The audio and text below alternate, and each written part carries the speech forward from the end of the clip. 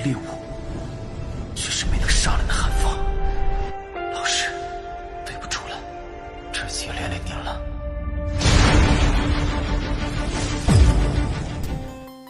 Hey, what's up guys? Selamat datang di Animasi Donghua Spoiler. Oke, bagi teman-teman yang baru join atau baru bergabung, jangan lupa klik tombol like-nya dan tombol subscribe-nya ya. Jangan lupa. Oke, sebelum kita memulai video ini, kita jangan lupa untuk seruput kopinya, kencangkan sabuk pengaman. Mari kita mulai.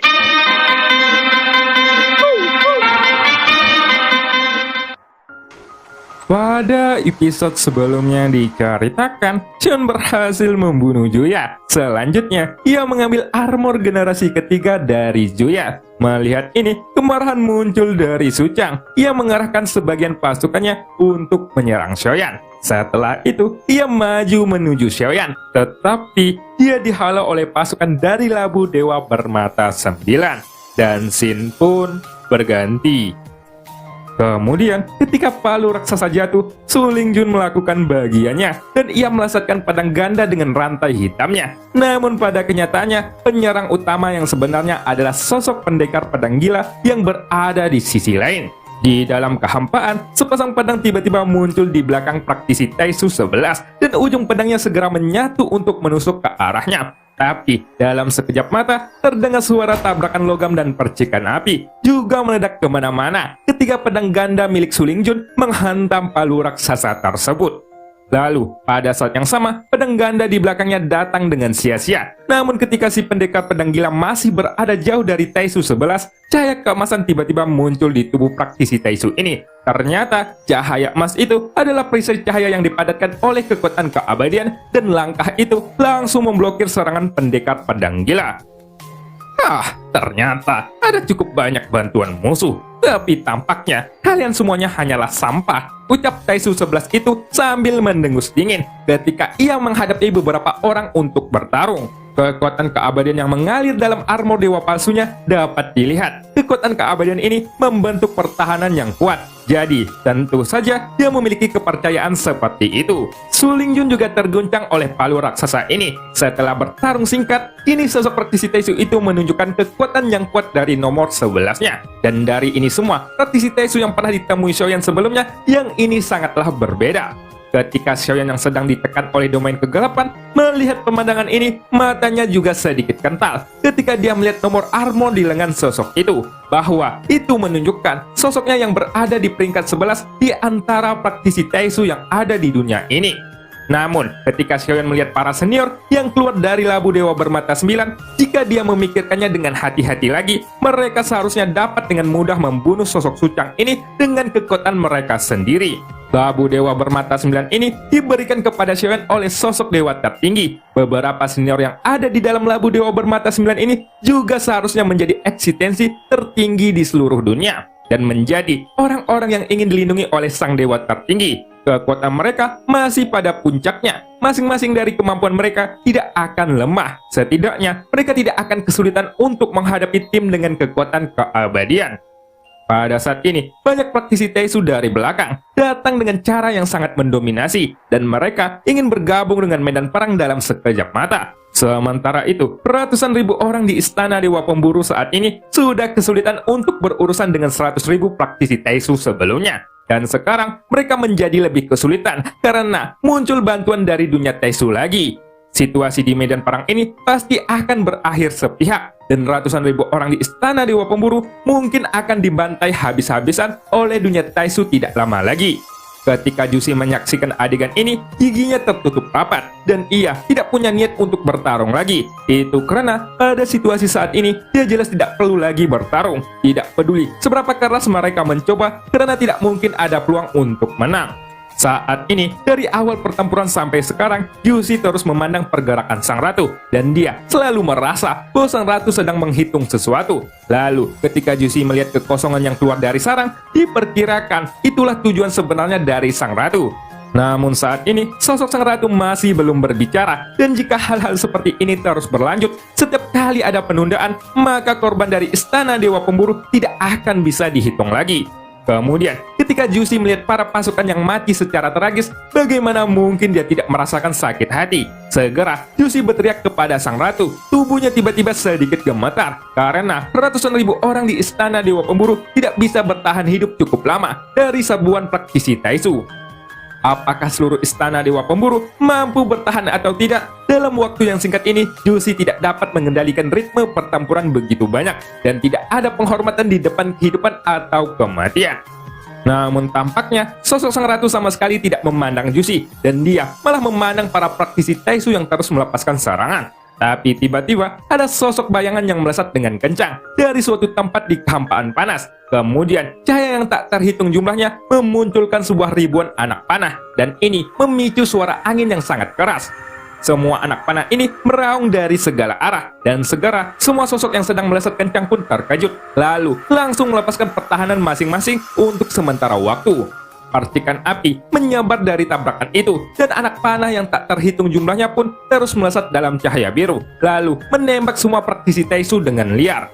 Namun, hujan panah ini tidak berlangsung lama, itu hanya sekejap mata. Tetapi, itu membuat semua bantuan dari praktisi Taisu pun terhenti dalam kehampaan. Dan mereka semua gagal untuk bergabung menuju medan peperangan dengan lancar. Tujuan dari hujan panah ini tampaknya hanya untuk menghentikan mereka. Tetapi, tingkat hujan panah ini tidak menyebabkan kerusakan besar pada mereka. Sehingga, serangannya hanya dapat diblokir untuk sesaat. Tapi, pada saat mereka hendak bergerak lagi, tiba-tiba di kehampaan di depan mereka, sebuah distorsi mulai muncul. Tepatnya, itu adalah kehampaan besar di sekitar mereka yang semuanya terdistorsi.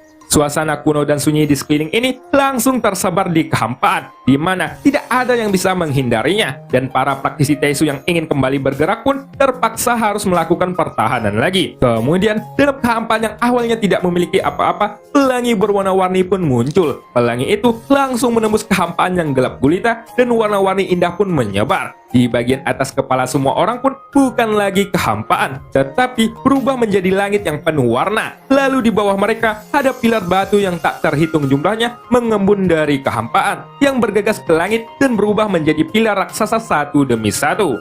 Setelah memakan waktu beberapa napas pendek, dimanapun semua orang berada, adegan ini sepertinya bukan apa-apa lagi. Akan tetapi, semua praktisi Taisu ini tiba-tiba muncul di ruang antara langit dan bumi yang berbeda, serta memancarkan aura kuno dan liar yang terus bergejolak. Pupil mata Jushi pun tiba-tiba menyusut, dan ketika matanya melihat sekeliling, napasnya tampaknya terhenti saat ini, dan dia sepertinya tidak dapat menerima pemandangan di depannya. Bukankah itu pilar Optimus? Aku hanya pernah melihatnya di satu tempat, tetapi tempat itu seharusnya sangatlah jauh dari sini. Mengapa mereka ada di sini? Gumam Jushi di dalam hatinya.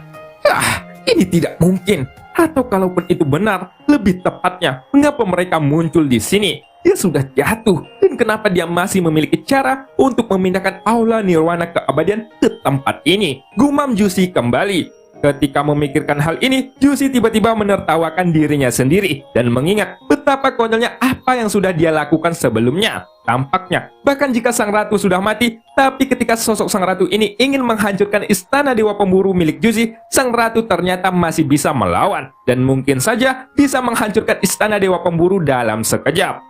Akan tetapi, ketika Jushi menoleh untuk memperhatikan kemampuan sang ratu, Jushi akhirnya menyadari bahwa dirinya selalu berada di kaki pegunungan terbawah. Di sisi lain, penampilan Xiaoyan sangat mirip dengannya, dan Jushi belum menemukan alasan kenapa wujud mereka bisa sangat mirip. Hanya berpikir bahwa jika Xiaoyan berasal dari dunia senshi, tidak mungkin ada dua daun yang identik di dunia ini.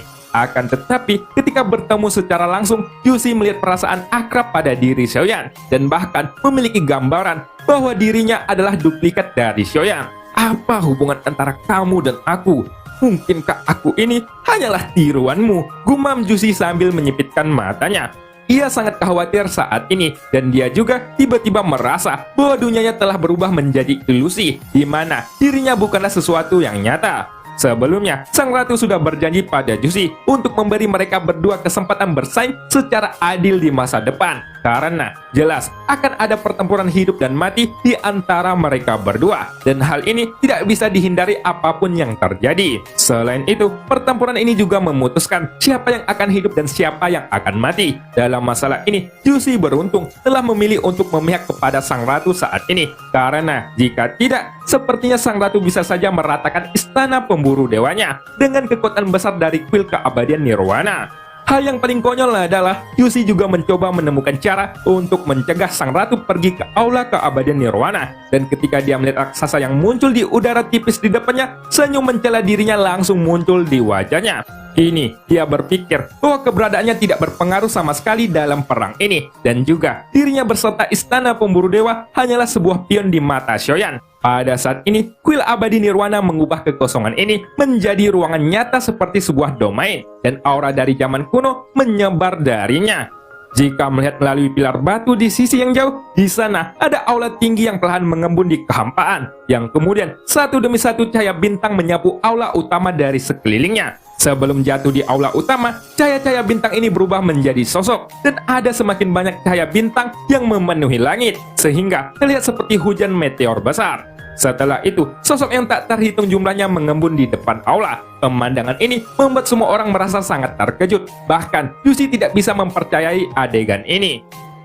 Apakah sang ratu benar-benar sudah jatuh? Gumam Jussi dengan wajah yang suram. Kemudian, sang ratu pun mengulurkan jari-jarinya yang ramping dan melambaikan ke depan. Lalu 3.000 kepala sutra bergerak dan berkibar di udara. Dan pada saat yang sama, pakaian di tubuhnya menghilang. Akan tetapi, dia diselimuti oleh cahaya yang terang. Dan dia bisa terlihat seperti sosok paling cantik di dunia. Meskipun tidak seperti Ratu Medusa, dia masih memancarkan perasaan halus dan sempurna. Dan ketika adegan ini, meskipun Shoyan masih sedikit bisa menahan di hatinya, namun matanya tidak bisa terkendali dan dia menyipitkan mata pada sosok cantik dari sang ratu. Dibandingkan dengan orang lain yang perlu membayangkannya, Shoyan yang telah melihat tubuh asli wanita itu masih memiliki kenapsuan yang tak terkendali dalam detak jantungnya saat ini. Ini mungkin perasaan kecil yang menabrak di hatinya, bukan karena Shoyan tidak bisa mengendalikan wanita itu ketika dia melihatnya, tetapi ketika dia melihat wanita itu, wanita yang muncul di depan matanya memang terlalu cantik untuknya. Pada pandangan pertama, Shoyan tidak merasa bahwa sang ratu sangat luar biasa. Tentu saja, itu bukan karena sang ratu sendiri tidak mencengangkan. Lagi pula, Shoyan adalah seorang yang telah melihat adegan besar, di mana sosok wanita ini adalah penguasa mutlak di dunia Xuanyin. Apalagi ketika dia disiksa selama berapa bulan dalam pelatihan di hutan keabadian. Oleh karena itu, Shoyan sebenarnya merasa bahwa untuk beberapa hal dia masih perlu sedikit menahan dirinya untuk sosok sang ratu. Tapi, apa yang tidak pernah Shoyan pikirkan adalah bahwa sang dewa tertinggi telah mengatur masalah ini di masa lalu, sehingga Shoyan akan mempunyai bantuan dengan kekuatan yang tidak biasa. Pada saat ini, setelah cahaya pada tubuh sang ratu menghilang, kita bisa melihat bahwa sosok sang ratu sudah mengenakan jubah sutra emas bermotif onyx dan ada mahkota kecil yang muncul di kepalanya. Selain itu, ketika dia mengangkat tangan dan kakinya untuk bergerak maju, dia memancarkan aura kebangsawan yang tidak tertandingi. Tentu saja, ini adalah sosok sesungguhnya dari penguasa dunia Xuanyin. Shoyan pun tersenyum pahit ketika melihatnya. Dia awalnya berpikir bahwa sang ratu masih sosok cantik, yang bahkan meskipun dirinya menjadi dewa, dia masih seorang wanita. Di dalam medan perang kali ini, sang ratu tidak lupa untuk mengganti pakaiannya. Tapi tidak hanya itu, sosoknya terlihat mundur ke belakang, dan sosok bayangan besar pun perlahan mengembun dari bawah tubuhnya, seperti rok yang berkibar. Sosok bayangan ini adalah seekor naga emas dengan seluruh tubuhnya yang menyelimuti sang ratu dengan kepalanya. Ada mahkota di tanduk naga itu, dan itu ditutupi dengan bulu lembut, yang kemudian sang ratu pun duduk ringan di atas kepala itu.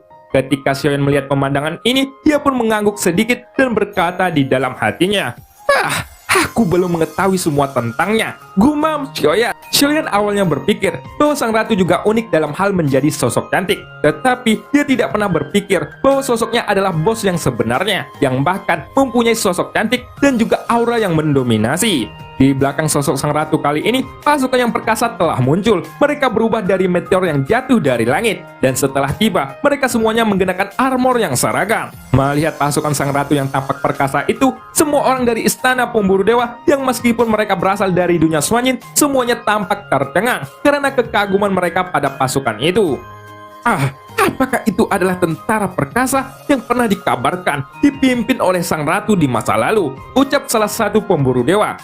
Dengan ini menjadi masuk akal, ketika sang ratu sudah jatuh, mereka juga harus lenyap seiring berjalannya waktu. Tetapi saat ini mereka muncul kembali, ucap pemburu dewa lainnya. Saat ini, tentara perkasa itu berkumpul bersama. Armor di tubuh mereka seperti nyala api yang dari kejauhan itu tampak seperti kobaran api yang mengamuk dan membakar seluruh medan perang. Kobarkan api kalian dan dengarkan perintah kaisar, ucap salah satu dari pasukan itu. Suara agung dari tentara yang menyala-nyala itu menyebar lebih jauh, dan sosok yang berbicara kali ini dia tiba-tiba mengangkat kepalanya dan melihat ke arah Xiaoyan. Ketika melihat sosok ini, Xiaoyan pun langsung membeku. Itu karena sosok itu adalah pemilik dari kota Piantian, yang mana dia bernama Yuan Liang. Xiaoyan masih mengingatnya karena kekuatan jiwanya sudah mencapai ranah virtual, dan Xiaoyan juga memiliki ingatan yang mendalam tentang sosok itu. Tidak hanya Yuan Liang, para senior di bintang Piantian semuanya mengenakan armor yang menyala-nyala, dan juga mereka menjadi anggota tentara. Serta di antara tentara-tentara ini, ketika mata Xiaoyan menyapu, ada beberapa wajah yang tidak dia kenal. Namun, Xiaoyan masih merasa bahwa dia pernah melihat mereka sebelumnya.